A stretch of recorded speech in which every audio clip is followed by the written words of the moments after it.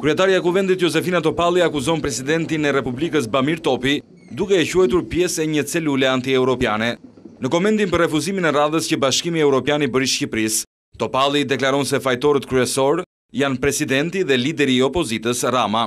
Kam lexuar raportin me shumë vëmendje në mënyrë të veçantë për çështjet e gjyqësorit dhe drejtësisë dhe korrupsionin e madh që ka aty brenda. Për sa i takon arsyes kryesore për cilën s'është marrë statusi i vendit kandidat që është bojkoti dhe bllokazhi, unë i kam pa gjithmonë bashkë zotin Topi e zotin Rama.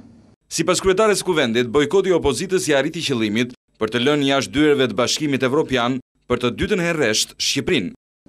Asdje nuk votoj ligjin për gjykatën administrative. Asdje nuk votoj, po me kodin rrugor çfarë kanë.